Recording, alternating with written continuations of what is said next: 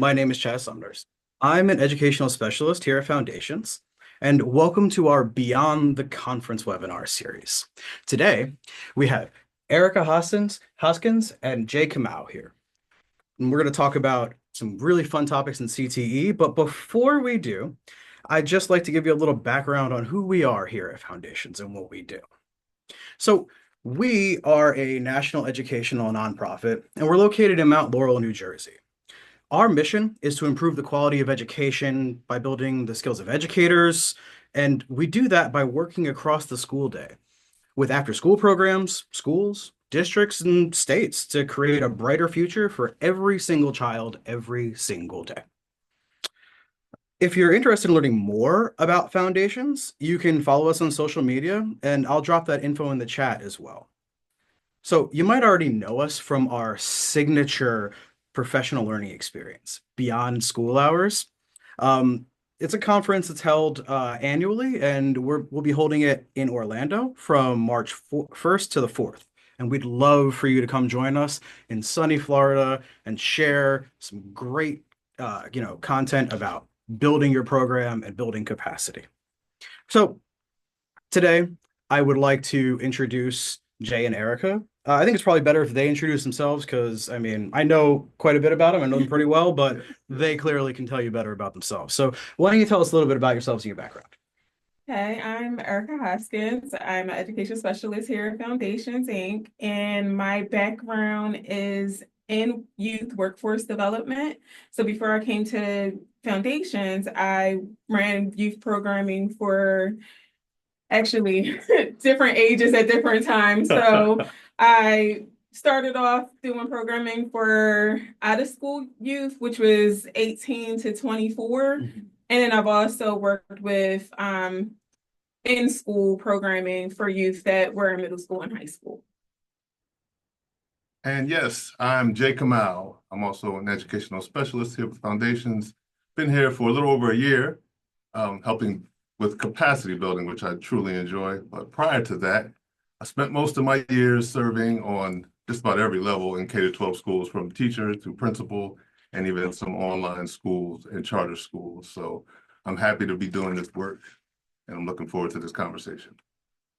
Absolutely. Thank you guys for joining me today. So just so you guys know, the webinar is going to be archived on our website and on YouTube, so you'll be able to, access it later. So now, without further ado, let's jump into some fun CTE topics, right? Let's start with some questions about like integrating career technical education into out of school time and like programs in schools, right? So how can out of school time programs integrate career technical education in ways that extend beyond the traditional models of tech school, like a wood shop or a business class? Okay, so in some of my experience, what we did with our programming, we partnered with like the community college and they offered some sessions to our youth that was in our programming. So like we were able to offer customized classes specifically for the youth that was in our Gear Up program. Oh, okay. Well, that's cool.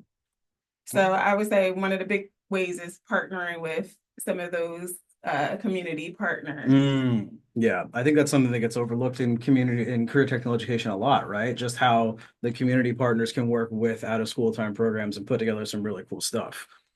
Yeah, and I think a piece that some programs I've seen do and others lacked is pairing mentors when they do get involved in their CTE program. So having a Oh, person that can guide and kind of hold the hand of that youth that's in the program, so it just doesn't become an activity that they're doing, but they understand like the big picture of what's happening. I love that. Having that guide on the side to help you as you're growing, with this. Absolutely. I like it. I like it a lot. So I do want to remind you before we keep asking questions, you can go ahead and ask questions in the chat and we'll answer them in real time as they pop up here. So anything that pops into your mind, pop it right in the chat and we will address it for you. So moving on. What are some innovative examples you've seen where out of school time programs use career technical education to build those sort of like 21st century skills or to get kids ready for like real world work experiences? Oh, wow. Just going back to my experience with the Gear Up program. Those, when we built in some of that CTE, Mm-hmm. it we actually practiced those real life 21st century skills. Because they weren't just learning about, like, for instance, we had a culinary program. Sure. They weren't just theoretically learning about what it is to have a culinary program. They actually learned everything they had to do with being in the kitchen, as well as they started taking our orders. Like the staff orders, like today we have this on the menu. They were putting together menus, taking orders, and preparing and learning all of those things that they need to know to be a chef in the kitchen. Like they were actually learning restaurant quality skills. I love that. Yeah. Not just like restaurant, not just like, oh, here's a recipe, but here's knife skills, here's food safety, stuff like that. Yes, Yeah. everything. And they had to learn how to clean up the kitchen as well, because that's part of it. Yeah. Like, and how to safely clean up the kitchen. So they had to follow all the normal rules that you would follow in a commercial kitchen. I love that. Those are real life skills, like everyday skills that I know I need, plus, work skills, like work ready skills. That's great. Yeah, and definitely teamwork, because they had different stations. So it was like you had the prep station, the hot food station. Like they Right, definitely learned all of Nice. those skills in that All program. right. That's cool. I recall in, can't remember which part of New Jersey, I think I was in a Burlington County Special Services School District, if I can say the name. Yeah, you got it. You got It it. was a great program. Beyond the other things they did, they had a CTE program for not only culinary, but they had horticulture, they had auto body, and the experiences that they created with respect to out of school time was in the auto body shop in particular. Again, it's hands-on, it's doing it and seeing it all the way through. So learning how to assess what was up with the cars that came in, right? And these cars were many times of staff members and local people. Right, yeah. They would bring their car there and then they would assess what it is, let them know how much it would cost for the repair, and then the students would do whatever particular skill they had. Like if someone was good with tires, that person would take off the tires. Sure. If someone was good with brakes, they'd hand it off to that person to do that. And they understood the process from start to finish, right? From a business perspective, once again, it's not just, even though it's important, what you're doing is fixing a car, but what you're learning also is a trade that could provide you with resources and finances in the future. And Yeah. they love that, just having that skill. No, that's awesome. And because you hear in, CTE a lot, you hear, okay, they have the hard skills, right? But the things we used to call soft skills, those interactions with people skills, they're lacking, but having them interact with the customers like that, you know what I mean? Like as they're working through these programs, that's a really cool way to build those skills up. I could speak to another. There was another program I saw in one of our C2O programs, since you mentioned soft skills. This particular employer for these students that had an internship after school, what they did was they were taught to mentor younger students. Oh. So it was a kind of mentors teaching young mentors how to mentor younger students. Like a peer leadership Peer program leadership. in out of school. I love that. And what they did there, they learned how to run the groups with the young men. They learned how to approach conversations that may be uncomfortable and build community. And the interns were all learning how to do this. And they thought this was such a wonderful skill, right? These are soft skills. Not only are they interacting with the adults, they're interacting with their peers that are interns, and they're also primarily interacting with the youth that are below them. So they're getting like all these levels of engagement and learning how to navigate these conversations. That's really cool. Yeah, I've seen that in a couple of my C2L programs too. Yeah, those are great programs. Not just building those skills, but helping to build them with each other, building them sort of intergenerationally too. Oh, we got some questions in the chat here. So it looks like we have a question about, do you use AI in your career exposure exploration? So have you guys seen any AI use when it comes to like figuring out like different career paths, exploring, career options, stuff like that? Absolutely. Nothing that I particularly use, but I know it exists. Yeah, absolutely. I've played with it and I've seen resources that you can go to and just kind of type in what you're looking for and have it just kind of narrow it down for you, like an assessment, a step by step, and then give give you sort of a profile of yourself and what types of careers you should navigate towards. Oh yeah. So That's awesome. Yeah. Because I haven't seen it used, but that's great. Yeah. I like that idea. Kind of like the old school where they give you that assessment in school and they're like, okay, well you scored this, which means that Right. you'll be really good at these types of Exactly. careers, right? That kind of thing. It's highly comprehensive, and it even gives out resources on where to go. So when they say, go Wow, to this that's perfect. Yeah. career So you center. don't even have to go do the digging. You Exactly. know that you're dealing with reputable resources. Yep. Awesome. Thanks for that question, Brooke. Oh, let's see what else Brooke asked. What types of activities do you do with regard to exposure with your K-5 kiddos? So it's easier to do that CTE stuff when it comes to like your older kids, right? But with that younger group, how do we really get them that exposure? So for me, I haven't worked particularly with that group, but one of my side projects is doing mentoring. Sure. And in my mentoring program, what I did for, especially for that age group, I went and guest speakers Mm. and then made sure kind of prep them so that they would have a hands-on component. So for instance, I had a group of young ladies that were interested in cosmetology. I brought in someone that is a cosmetologist. Oh, okay. And she also had taught them how to braid hair. Oh, right. So it was Yeah. giving them some of that exposure to that field so they could have a better understanding of what it was like. But definitely using guest speakers or even taking them to sites to explore those interests, like field trips, Mm. can definitely help boost that Those with are- the younger Yes, group. I agree. I always think field trips and exposure are key in sort of that expeditionary learning Mhm. approach. What this put me in the framework of is I worked on a project and I tested it out on some K-5 age students. We were trying to come up with some career assessments, but something that's a little more appropriate to whoever asked that question. Brooke. Yeah. Brooks' question, the Mhm. K-5 kiddos. And what I came up with, I made something, it's not perfect, but what it is like a career clusters assessment, and we have it in our resource library. Nice. And what it is, it's just basically, it's like a slideshow where the kids will click on a button and it kind of walks them through as if they were looking for their career. Like, do you like math, science? Click here. You know, are you interested in these things? Click here. And it just kind of walks them through, oh, you may be interested in a career in the military or the sciences or what have you. And then there's a link to explore more. Go to this website and you'll get more details. And it's cartoonified, so it's Right, kind of yeah. soft for the kids to look at it, but it'll give them a lot more perspective. They can do a lot more there than they would if they just went from one place to another just to explore it. So they get an idea in advance, like, oh, I really like these things. That's really cool. Yeah. Yeah, I like that. Awesome. Thank you guys for sharing. That's a lot of really good, that's a lot of really useful information. Oh, we have another question from Sarah. Let's see here. How can we offer CTE advice or mentorship for students that do not come on site to do programming? So less hands-on opportunities in her field of biotech. Okay. I Yeah. don't know.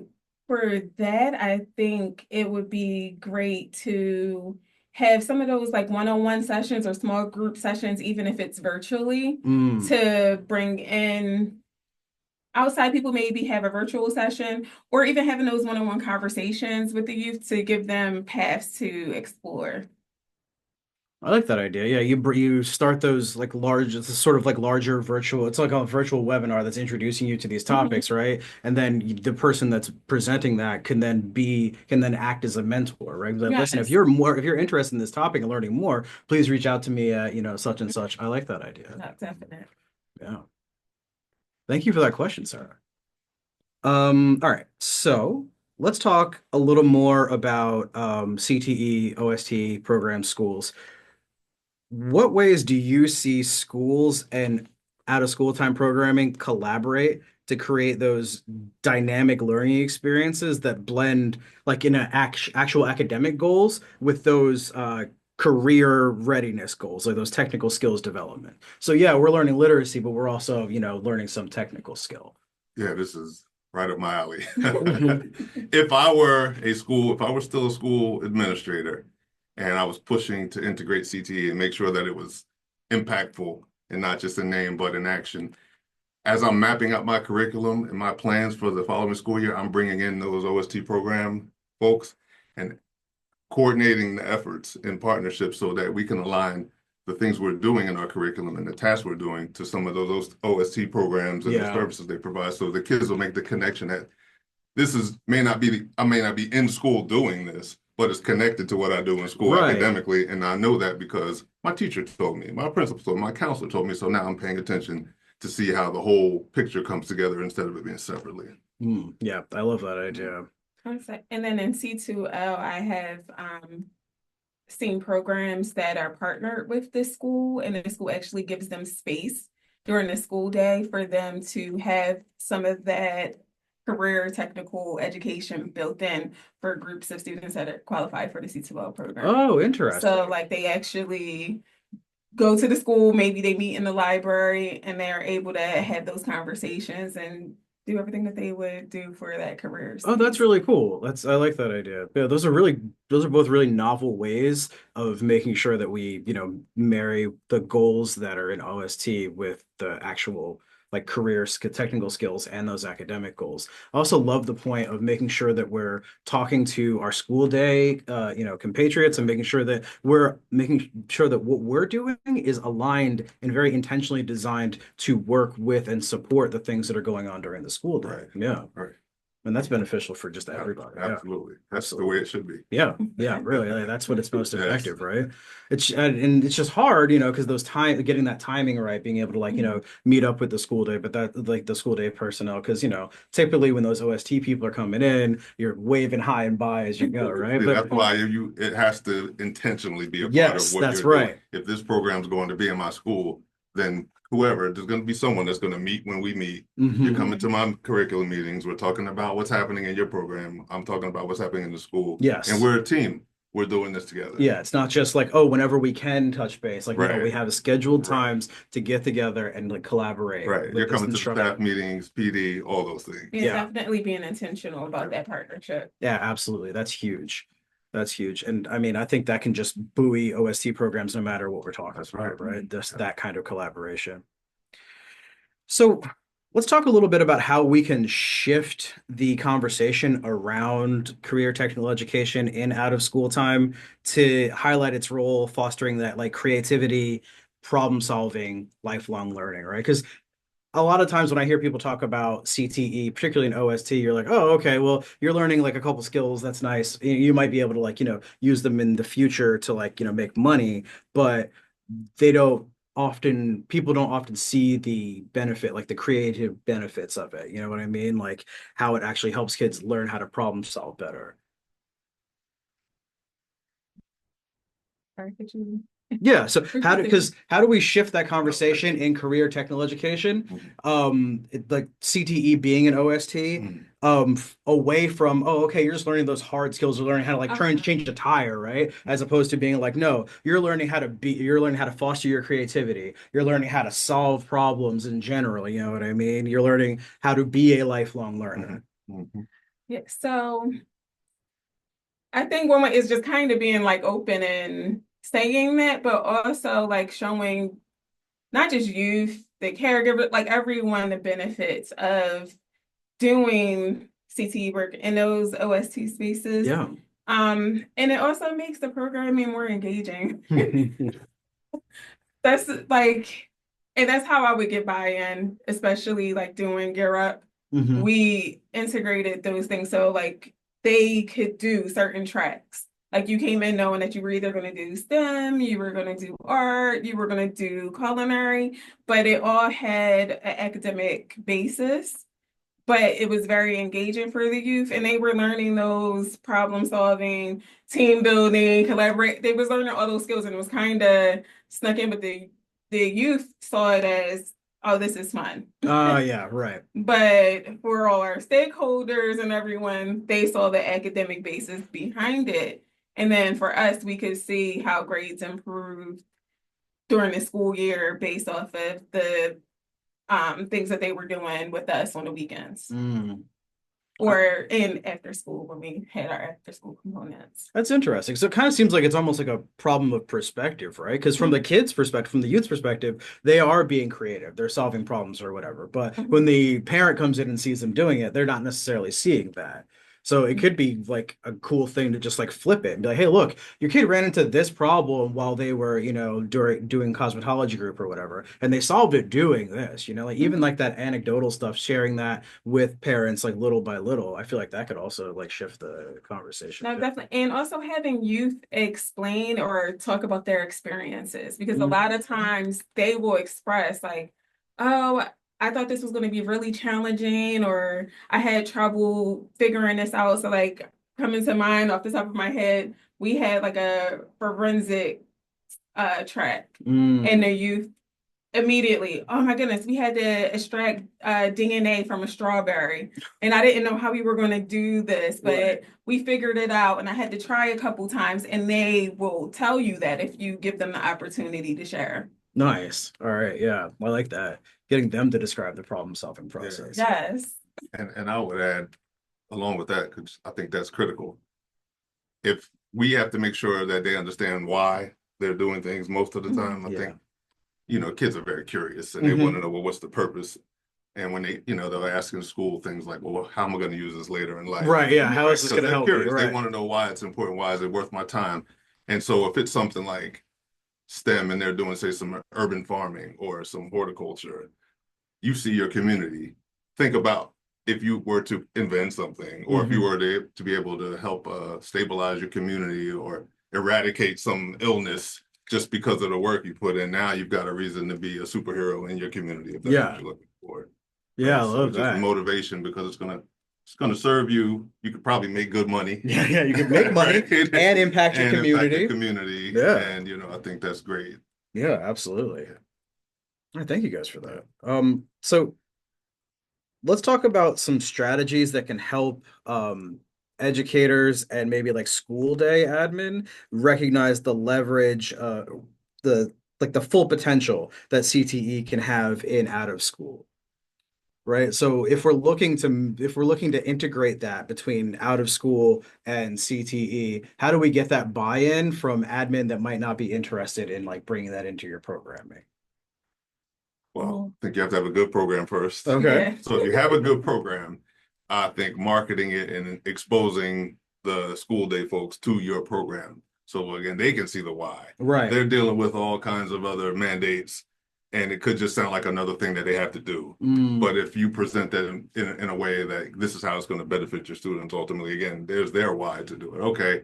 And now, again, the partnership begins. Yeah, then we can start that intentional partnership we Right. were talking about So before. as right. you're thinking about when your counselors are working with your youth and discover that there's an interest, they may refer them to this program. So that's what you're just looking for. You're always trying to find a reason to keep that kid motivated and wanting to do something. And the more that they see things are connected, they'll see it as a whole big picture, as opposed to this is just another activity I'm doing. So it's just really just integrating it into it. Once you have a good program, you know that it works, and then you get them to recruit the right kids to be there, so it has a greater impact. Yeah. And then for me, coming from that workforce development standpoint where I was outside of the system, getting in front of someone, like not just a telephone call or email, like actually having those face-to-face conversations, because that definitely gave me more leverage, was being able to, hey, this is what, I didn't know, because I saw your email, but I didn't quite understand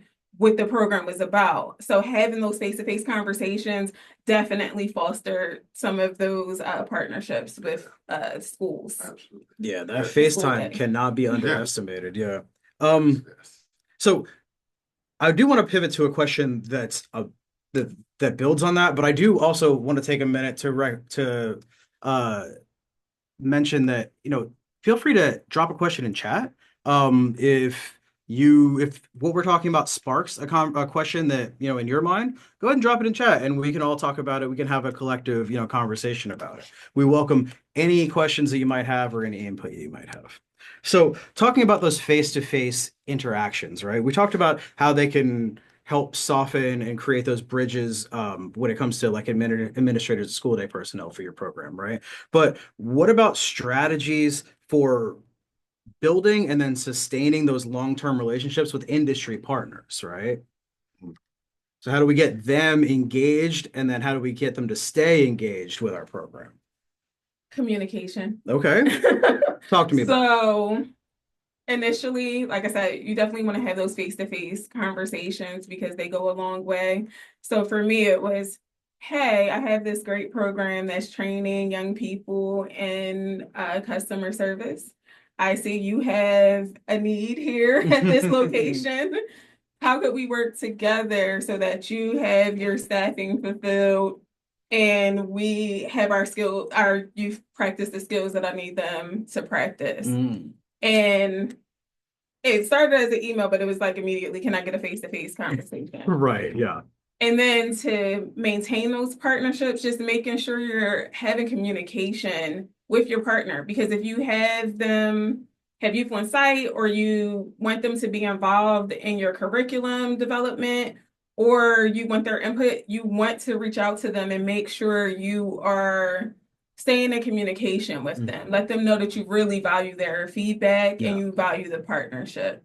Because if you just have them come out one time, they're going to think that it's a one-time thing if you're talking about like guest speaking, or if you're want to work with them to have a mentorship program or internship site, you want to definitely keep them in the loop. And then also, like I said, listen to their feedback. If they tell you, hey, you gave me a youth intern and this isn't working out, you want to sit with them to troubleshoot so that it's a valuable experience for everyone involved. Yeah.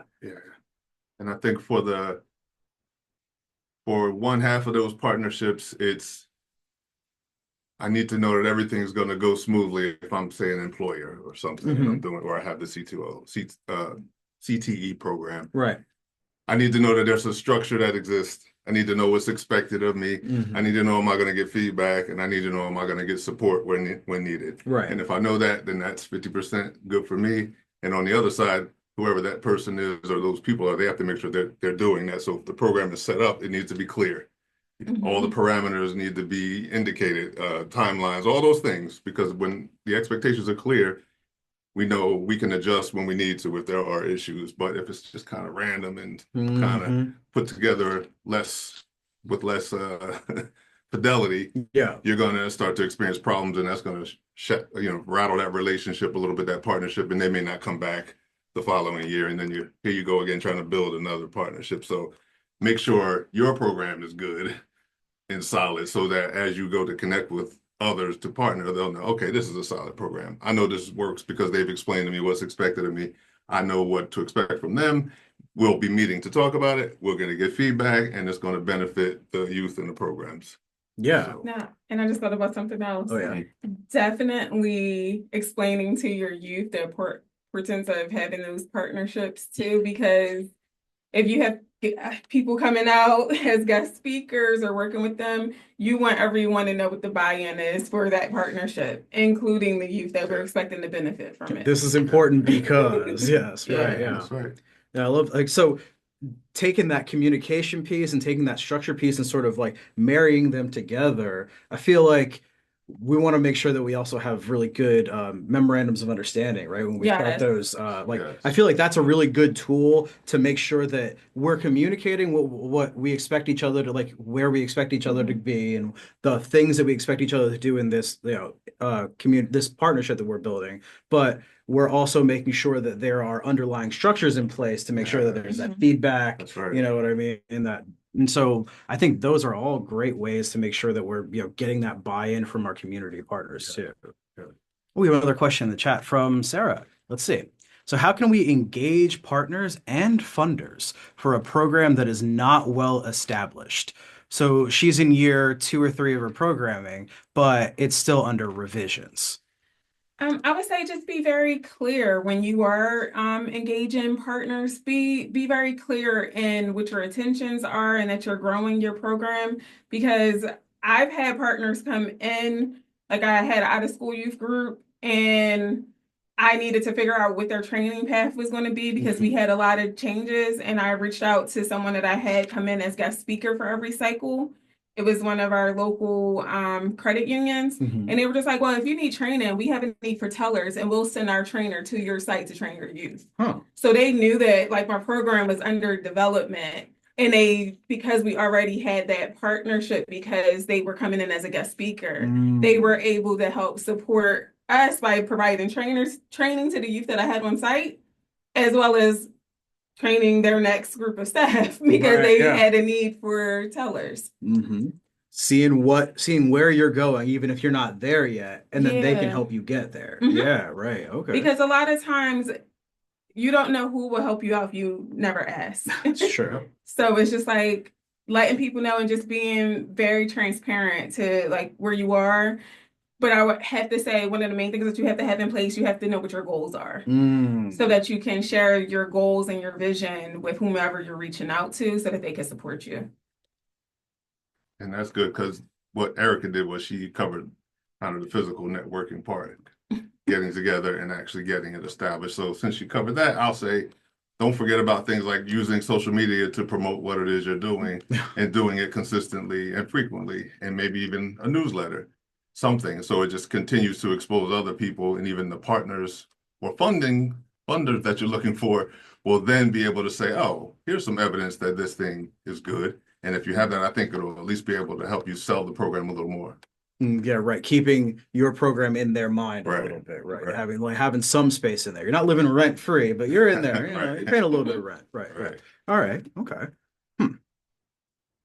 So while we're talking about involving industry partners, how can we involve them in developing the curriculum for our program?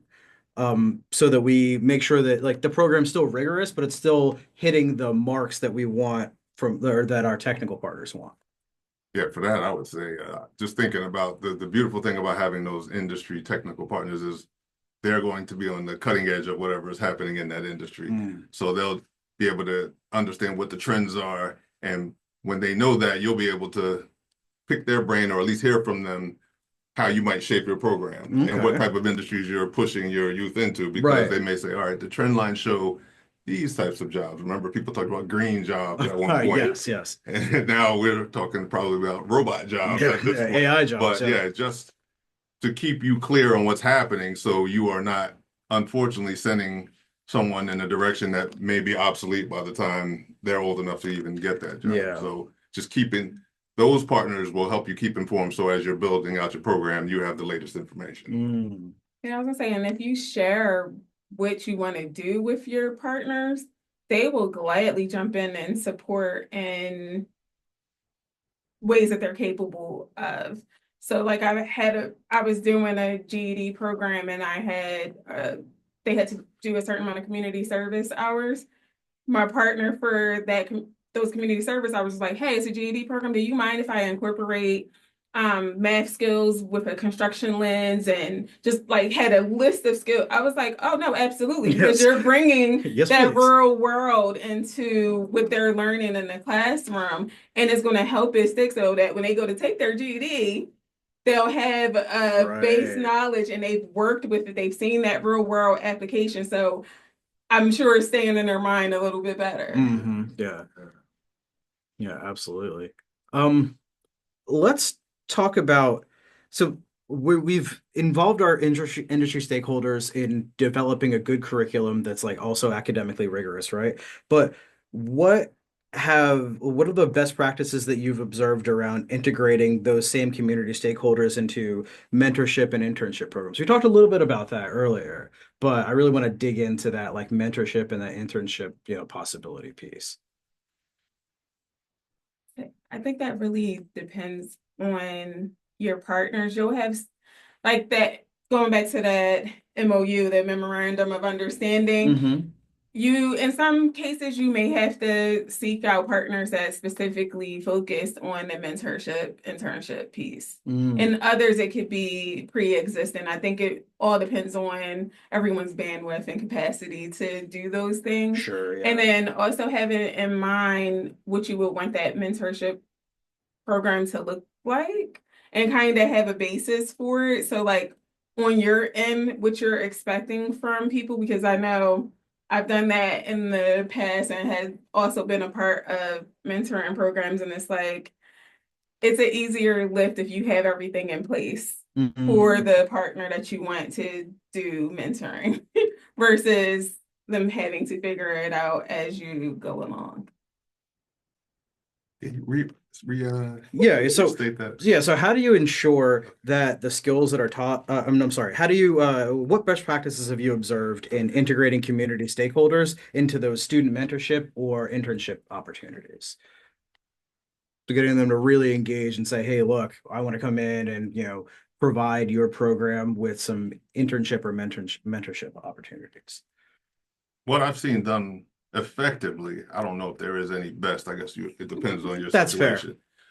But when you need the right people that have the connections in the community so that one, they can explain to the partners again what it is we're trying to do and then get them to the school. So we've had career fairs, for example, Sure. in the school during the school day, and what they set up, say the gymnasium or a cafeteria space, and you have those people that are in those industries standing there waiting, brief presentation, and have the kids do kind of like a gallery walkthrough, so they just kind of get to experience what's going on. And then from there, you talk about mentorship, because in my opinion, if anything is ever going to work when it comes to this career related work we do, there has to be a mentor involved somewhere. Sure. I know everyone thinks somebody can be kind of autodidactic and teach themselves everything, but Yeah, you're right. always going to need someone to kind of guide you along the way. And so that's when I've seen them encourage, commitment of a mentorship for an extended period of time. So Right. it's not just like a touch here, touch there, but a real commitment. And then that way, the seriousness of it is made for the students because they get it. They're like, you pair me with someone, this person is in this industry, and I'll either quickly find out it works for me, or I'll quickly find out that it doesn't. Right. Yeah.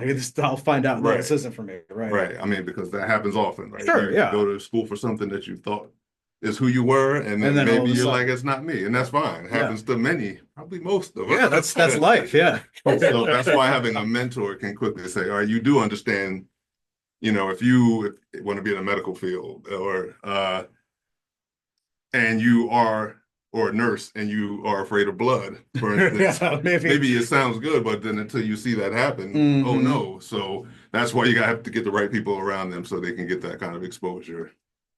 I like that. Yeah. Definitely that commitment piece, having Yeah. people. Yeah, they have to be Mhm. committed. Yeah. So we talked a little bit about the benefit of having the industry partners, making sure that, they're telling you what the cutting edge stuff is, what's going on with the future of the local labor market, stuff like that, right? But the other side of that is sometimes those industry partners can have expectations that are very different than the expectations that we have for our program, right? So what approaches can be taken when you're like navigating the different expectations between your program and the industry partner, right? Definitely having those conversations early on before you even come up with that MOU, because you're going to set those things very clear, make them very clear when you get to that point to have an MOU in place, but just letting them know that your goal is for your youth to learn skills Right. and not just for them to have, if it's a internship or that type of program, not just for the youth to have, for the industry partner to have free labor. Because sometimes that can be, oh, you're going to put X, Y amount of youth on my site, oh, free labor. And then also, if you're using them as guest speakers, you want them to know ahead of time who their audience is. So if you have a lawyer coming in to speak to K through 5, you want to make sure that they understand that the group is K through 5. Right. Yeah, make sure Because- that's modeled for them, tailored to them. Yeah, because I've had some people come in, some partners come in as guest speakers, and I was just like, oh, that's not appropriate story to tell. Yeah, like, ooh. So yeah, like I think everything just kind of dials back to communication. Yeah. Yeah, absolutely. And you have to start with the right person that is doing whoever that bridge, that liaison, whoever that person is that will be recruiting those partners or whoever those people are. They have to be the right people, whatever that means, but meaning they have to understand the program itself. They have to understand the youth that will be within that program. They have to understand what's in that community, what's available. There's a lot. Right. You can't just plug and play and think it's going to work. That person has to be committed so that when they go have those conversations with these partners, Yeah. they can really explain it with detail. Let me give you this context. Right. Right. Because if I'm just not just, excuse me, that's the wrong word. If I'm an employer and or want to host or support or have a program for a bunch of youth, I have my own perspective about what it is I'm doing and how it needs to be done from the work side, but I don't have the perspective of the youth learning that particular skill set. I may remember what it was like for me to be in school, and that's fine. However, the way that things have merged, the way we do them in education, like you have to, if you're not up to snuff, you won't know what's happening. So it's a good idea to have that person be a really good liaison so they can really explain the program so you get the right people, again, to Erica's point. Because if you select someone and they're not a good fit and then you put them in front of youth and it doesn't work out, then again, you're not helping anyone. So it's just, again, like vetting the right people, making sure the program's a good fit. Again, explaining what you expect them to do and then having them go do it. I'm saying also, if it's a possibility, have them come out and see your program in action. So they'll know, they'll see firsthand what's happening within your program. All right. I like that. Setting those expectations. So like when they come in, like I know what you're doing here. And so I understand what I actually can ask from you and what is like an unrealistic ask, right? Because those differing expectations can come from differing perceptions. Right. Yeah. All right. So if we get the industry partners on the same page and we know, so we all know what to expect, how do we prepare the youth for what to expect like on an actual work site? So like what methods have you seen prove really effective in preparing students for the really technical hands-on demands of being on the job site? Not just learning the skills in like your program environment, but then transferring that onto the job site. Yeah, we do a lot of role play, mock interviews,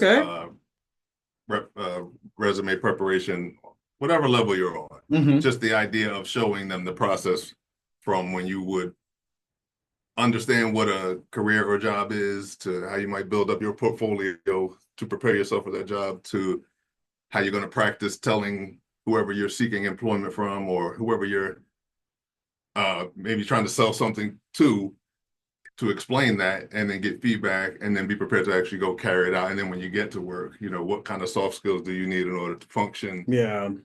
To be not only a team player, but to be valuable, and just those types of things to ready them for that. Definitely. I agree.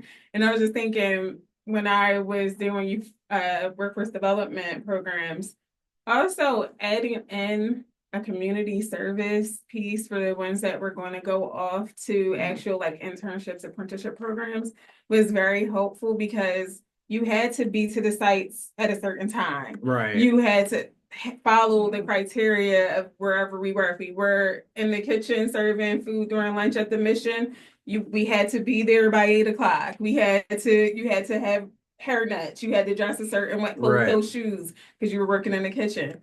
And it starts to get them in that mindset, especially ones that never had employment before. Right. They start to get in the mindset of, oh, I have rules here. Yeah, there are expectations that I need to meet. And then I need to ask questions if I don't know how to do things. So it kind of started giving them some hands-on experience before they went into the real world. And give them so that they could see the type of skills that they would need and what to see some of those expectations they would have. Right. Yeah, because they have to know their limitations, and if you give people a false sense, of confidence, and then they don't do well, they may never try. That's true. Shut down. It might discourage them in general. Yeah. So this is why having them practice and get it wrong, keep getting it wrong. Yeah. And it's then okay to fail. You'll develop that, that callus to be able to deal with hearing some critical feedback without losing your emotions, and then still being able to function and do whatever work that needs to be done.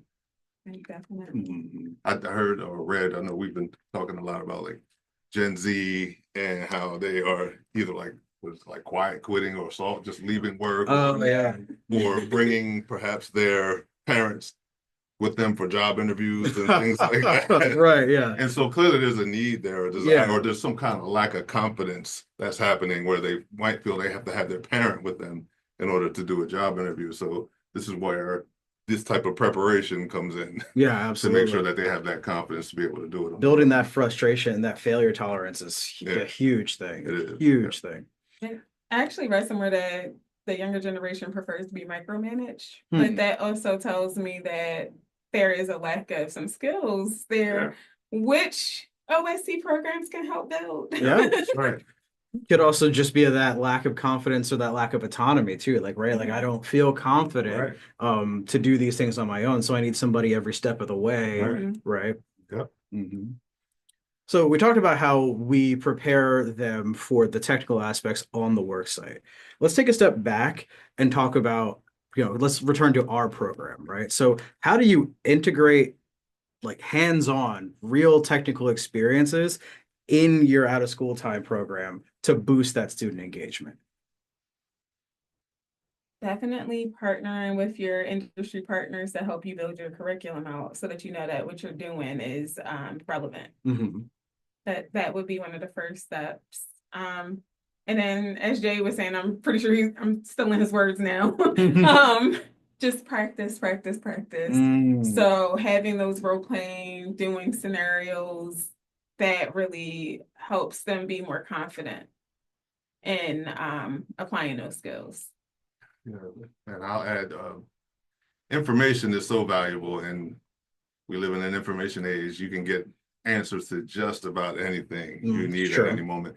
So we need to teach them to explore and ask those questions, and we'll push them towards career assessments Right. so that they can literally go through and take a comprehensive assessment.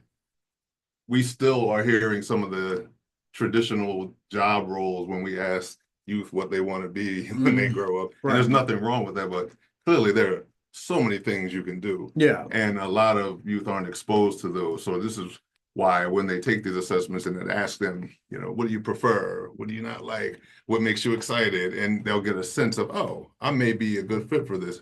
Though people may have said they thought this was something that I might be good at, it may not be good for me once I've done my assessment. Right, yeah. And so you've eliminated that lost time you would otherwise have by going through a process that doesn't work for you. So you assess where you are, you get some exposure by actually getting to try out whatever it is, that skill set or that activity.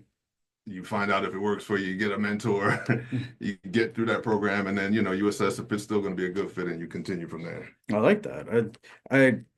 I kind of like the idea of also introducing some problems into that practice, right? Because like you're practicing it, but now let me throw a monkey wrench in it, right? So now you get used to that failure, right? Like, oh, did that not work that time? Okay, but that's okay. Now, how do we fix it, right? Exactly. Like, yeah, doing that tough. So like it marries all those things together to get those build up those technical skills, which I mean, of course, is important, right? Having that technical component is really important.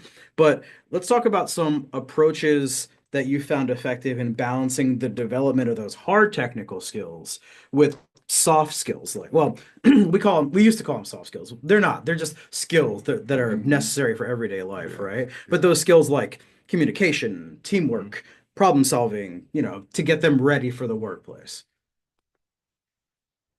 So for me, it did a lot of classes and actually built workshops around developing those skills.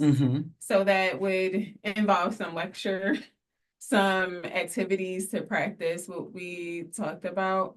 And then if I'm sending them out to an internship, making sure that the partner knows that these were the skills that we were working on, so that when things came up, we can all meet together and make some adjustments. Sure. And make sure that the youth is supported.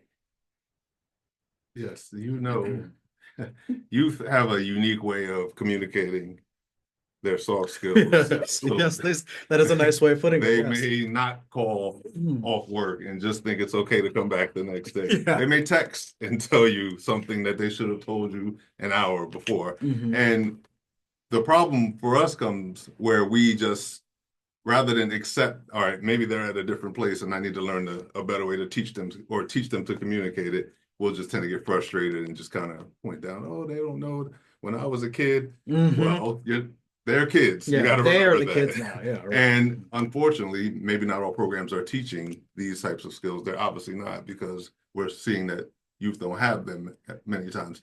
So teaching those soft skills about punctuality, or how to have a conversation, or when you disagree with someone, or how to explain when you need time off, or how to, when I don't understand something, do I shut down and just not say anything, or do I speak up? So all those are necessary. Sure.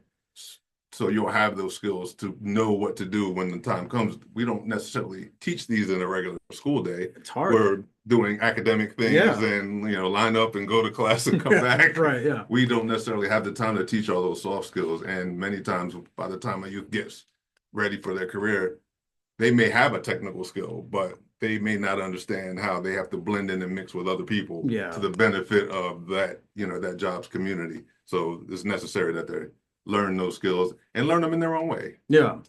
I feel like we've all had instances where you have an employer and they say, listen, this student is great. They know how to do all the technical stuff, but they can't talk to a customer. Right. And I need somebody that can Yes. talk to the customer, Yes. Yes. And so it's tough. It is. Go ahead. Before we move on, some of those things were built into my programming. Oh, tell me about that. So there was an attendance policy Okay.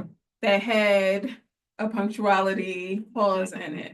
If you know that you're going to be more than this amount of time late, I can't remember what it was from our last program. I think it was like 15, 20 minutes late, because think about it too. We were in a classroom setting and you coming in a half an hour late disturbs everything that's going on in session. Yeah, absolutely. So there were some clauses around that within in the handbook, and we had an orientation that they went through when they signed up for my programming.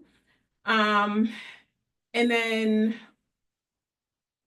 what I expected from them when they're having communication with their classmates. There was some expectations around that and clearly stated, almost as if when you come here, we're practicing going to work. Yeah.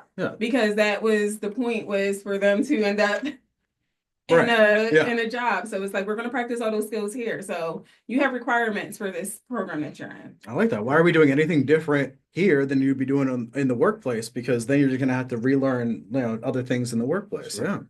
Yeah. Yes. Before we move on, I do want to encourage you to get any of your last minute questions in the chat. I know we're coming to the end of our time here. And if there's anything else that's just like bouncing around in your brain, please feel free to put it in the chat for us.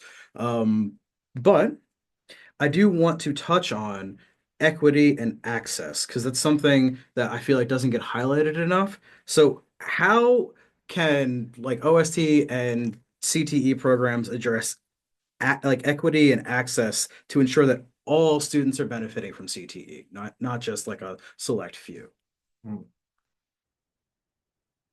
think you make sure you design your program with everyone in mind, and that doesn't mean you have to kind of forcefully try to make everybody feel good under every circumstance. Sure. But you should not, exclude or eliminate or not consider that there are diverse groups of people with all types of needs, all types of ways of learning, understanding, all types of lifestyles that can impact what they're doing. And so long as you speak to these things when you're having conversations with them and you integrate that into your programming model, and they're aware that the space is going to be safe for them regardless of how they come into that space, that's going to be beneficial, because if not, you're going to have to be dealing with those issues one way or the other. Yeah. So it's best to just set your program up in consideration of everybody, regardless of how they come to you. And you'll demonstrate that by the language in which you present your program, the actions when you deal with and speak to certain situations, and the feedback that you're giving during that time. So it should be evident. Right. Definitely. I completely agree with that. And then also making connections to community resources that are available to you, because that was really big in programs that I've had when I had youth that came to my program and had different learning disabilities or different things going on, being able to find other support for areas that my program didn't necessarily have those supports in place, but knowing where to get those supports so that the youth could participate to their level and they felt supported all around. Yeah, finding those external groups, I think about groups like Girls Who Code. I think about, I know there's a group of like a organization of Black engineers that is very active when it comes to making sure those opportunities are provided to, lower income areas. So yeah, I think those are all great, great points. Before we jump into what'll probably be our last question, I do want to encourage you to complete the feedback form that's dropped in the chat there. Um, just so that you get all of your credit for being here. And so as long as you're here and you complete that feedback form, you will receive credit for being here. And I also want to remind you that this awesome conversation will be on our YouTube channel. I saw somebody asking about that in chat. So yes, it'll probably give us about 2 weeks to get it up there. Just, like editing, processing time, it all gets a little tricky. All right, so possibly our last question. Let's see how quickly we get through it, right? So, how do you assess the impact of all of these experiential learning opportunities, right? You're integrating CTE into your OST space, you're doing these workforce opportunities, you're working on workforce readiness, you're building out apprenticeships, all that stuff. How do you assess how effective that is for your youth? Well, That's a big one, right? I mean, there's a lot of ways, but Yeah, hopefully you've set your program up with that as a part of your program, sure. that you're going to assess it, and whether it's informal along the way where you're just doing these kind of micro, if it's a survey, if it's a conversation, if it's a feedback session, whatever that is from everybody that's involved. Okay. And so you're getting that along the way. And then by the time this program concludes, you would do sort of more a comprehensive ask, interviewing the youth in the programs, interviewing the staff, asking them, do they believe they met the goals of the program and how, with evidence? Sure. And asking the same thing of the youth. Did they feel that they gained the experience that we expected them to gain? And it would be worded in a way so they wouldn't just yes or no us, right? They'd have to give a reason why with some evidence, and taking that information and just saying, did we get the growth we were looking for? So should we continue what we're doing, or do we need to make some changes? So that's the kind of feedback you're looking for. Getting that student voice from like a survey kind of Right. thing. Yeah, I like that idea. Definitely. And then for me, in programs that I've done in the past, we've also had wraparound services. So I would check in with youth after they completed my programming, Sure. and I could see where they were. Like, oh, okay, so you took your last section of your test, or you're still working at this location that you interned at. Oh, that's great. Just like being able to, and sometimes that was through surveys too, like sending out surveys like, hey, let me know how you're doing. And you can also, sorry. No, good. I was going to say, I was thinking, which I didn't mention, was depending on what they're doing, if they're doing an internship or some kind of project-based program that's related, they could do a presentation. Oh yeah, right? I like that. Yeah. This is what the idea or the plan for this program was, or activity, or the goals rather, and have them present that start to finish. That'd be really cool. Started out with this is what we did, this is what we achieved, in their own words. Definitely did that with in-school programming, like for in-school age youth. You could also inspire some other people, like some of the kids in the program that might not have already been there. Let's see. Is there a section that has files of examples of surveys? No. But if you look on, if you check the foundation site, we have a number of resources that revolve around incorporating and gathering student voice. So there are a lot of resources there that can support you in that effort. All right, let's see. We are very close to the end of time. So I would like to take a moment to thank Jay and Erica and all of their incredible input, and just the river of information that they've given us. And I mean, just seeing how passionate you guys are about building those career skills in our youth is inspiring. So thank you guys for your time. Thank you. Thank you. I enjoyed it. Yes. Absolutely. So we do value your feedback. So please make sure you take a second to fill out that survey form. And so that way we know, just how impactful this was for you, and we can use it to inform, sessions moving forward. And remember, if you fill out the survey and you're here, you will get a certificate of attendance.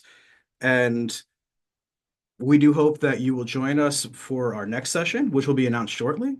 And, we look forward to having all of you with us and discussing another amazing topic that's germane to OST, and talking about ways that we can build capacity and build our youth so that they are ready for the challenges that they face moving forward in